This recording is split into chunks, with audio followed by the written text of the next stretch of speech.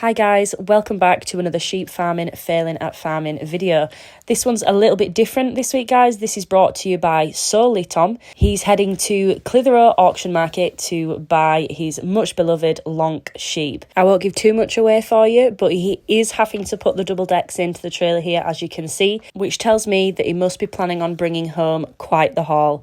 Don't forget to let us know what you think in the comments, guys. Take care. Hope you enjoy the video.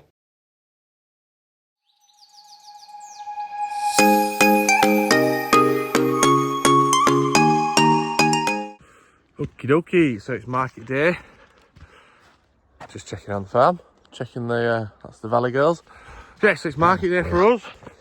Today's the day we go and buy some lonks, hopefully. So we've been saving up some money, selling some sheep. We should get some today. Somebody did my checks this morning. I stayed at the farm last night in our lovely little caravan that might not be waterproof, might be a bit mouldy. I was working into the night, just doing a bit with the bit more with the house, getting the house ready for the plasterers to come. You get to wake up to something like this. What a beautiful place. Can't beat the Yorkshire Dales. I'll have nobody tell me there's anywhere more beautiful. I think there's about 350 lonks going through. Touch wood, there's something nice that's not at a silly price. My ideal is someone sells a lot together and I just buy it all in one lot. Mixture of reasons. One, simple, it's done.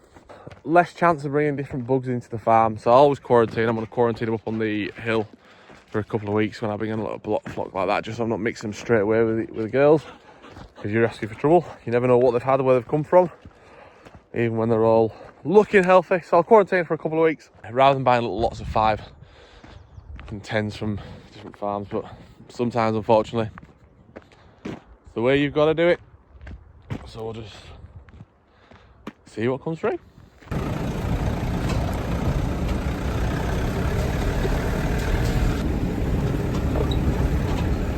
Trailer's on, it's to go. 4 degrees this morning. This is kind of where I like nice, fresh, cold starts.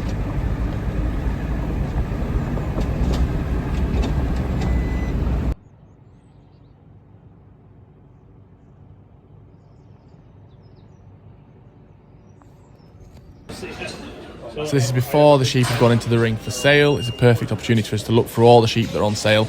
I like to take my little pen and paper, write some notes on the ones that I like, speak to the sellers, find out where the sheep have been, what ground they've been grazed on, if they've been exposed to tick, which is useful for us, if they've been dipped, or just all these various questions that help me decide what price I'm willing to pay for them and how well framed they are for our Suffolk tups.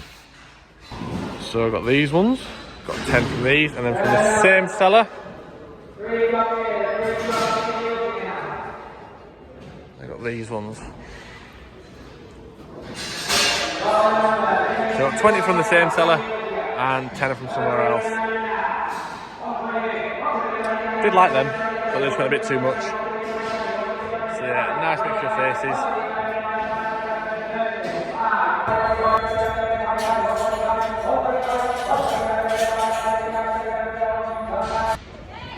So this is just before I load up into the trailer, so you can see I've got a bunch of 20 there with the blue dots on, and then I've got a selection of 10 there. The selection of 10 with the red dots, they're the ones I really like. I'm really proud of them. They're at the top of the trailer, and the selection of 20 at the bottom. So here I'm unloading the sheep. What I like to do normally is, before I just drop them out into the field, is put them in a bit of a smaller pen, unload them, check them over, have one last little look at them, make sure I'm happy with how they're moving, there's nothing, no foot problems or anything like that. So the first lot I'm unloading is the lot of 10. Now these ewes, really like these, really happy with what I paid for them and what I've got. They're a really big bunch. I'm probably going to cross these to the tup to breed pure lonks, which will be my replacements. And then the other 20, I will put the Suffolk tup over, I reckon. We'll go through the closer to tupping time and decide who's going to go to which tup. So now I'm going to unload the bottom 20, or the next 20. Little note, if you got your decks in, always put your heavier load at the bottom, not at the top. Keep the trailer nice and stable. So here, what I normally do is I push the dog in, get the dog to run around the back of them and flush them out. The second I did, I called him off of it, just because these are horn sheep. There were 20 in there, fairly well tightly packed. And the last thing I want to do is oversheep the dog or overface the dog and put him in a dangerous position. So now I'm just going to check everything over, make sure it's travelled okay. Before I send it out into the field, it's a little opportunity just to double check that everything's sound before it goes up on the hill. There we are, that's 30 breeding ewes. These are 2 and 3 crops. I didn't get any shearlings, so these are all between 2 and 3. Yeah, really happy with them. Especially the ones with slightly yellow tinge, big ones. They're just yellow because they were dipped. I think they were dipped on Monday, the fella said. And the other ones were dipped mid last week.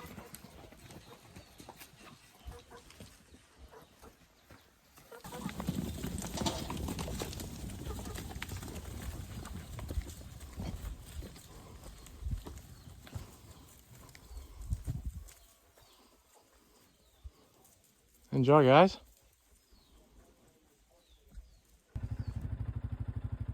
Come by. Come by. So this is an hour or so later. I'm just pushing the sheep to the other side of the farm.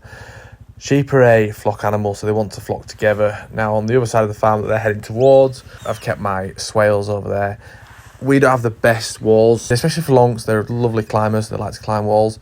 So I'm pushing them to the other side of the farm just so they're not tempted to climb over the wall and integrate with my other flock of swales. The reason we do this, I always do this with new sheep when they've brought them onto the farm. I'll isolate them for a couple of weeks, just so if they have brought any bugs or if anything within the flock, it has time to present and then we can address that accordingly. So yeah, push them to the far side. We've got plenty of grass to do this. Stops the temptation from wanting to jump walls and join the other flock.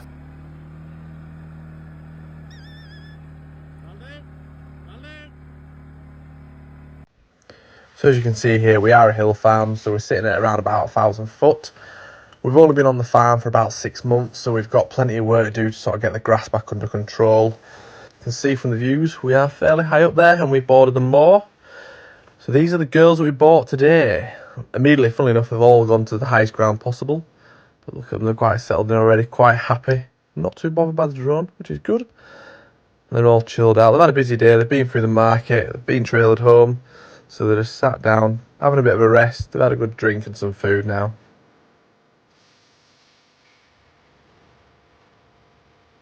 Let me know what you think of the ewes that I bought today in the comments.